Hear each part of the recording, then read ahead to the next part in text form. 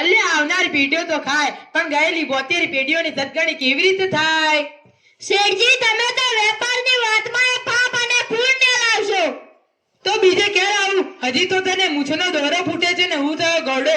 દુશ્મનના લશ્કરને શસ્ત્ર સનમના પૂરો પાડીને પૈસા કમાવીએ અને સાથે સાથે પાપનું પોટલું પણ બાંધીએ. મેવાડના દુશ્મનને મદદ કરી, મેવાડને દુશ્મનના બનાવી.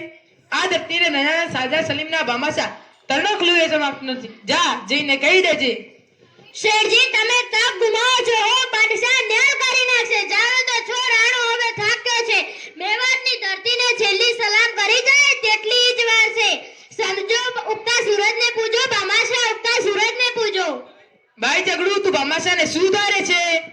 તમે ખોટું ના લગાડશો. જે તકનો લાભ લઈ બે પૈસા ના કમાય તે વેપારી ન કહેવાય. તારી વાત ખોટી છે ઝઘડું. ધનની પ્રાપ્તિના સાધનો પવિત્ર હોવા જોઈએ. સાધનની અપવિત્રતા લક્ષ્મીનો સંચય કરાવે છે. પણ એ જ્યારે જાય ત્યારે જળ મુજી ખેદાન મેદાન કરી જાય. જા જા તારી રીતે લક્ષ્મી ભેગી કરવાનો વિચાર. ભલે ત્યારે જેવી તમારી મરજી.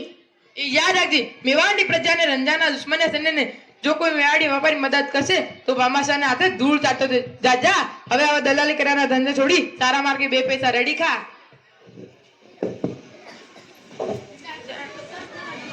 ભાગ્યમાં હશે તો તારો ખોળો ખૂંદવા પાછા આવીશું. કારણ કે અકબરના હાથે બંદી બને તે પહેલા અહીંથી દૂર ઘોડા ખેલાવી જઈશું. તક મળશે તો અહીં આવીશું, તેને બંધન મુક્ત કરાવીશું. હે માં રજા દે.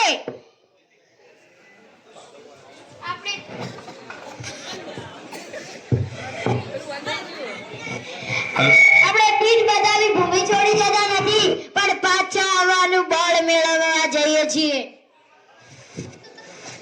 ફરીથી કહેવા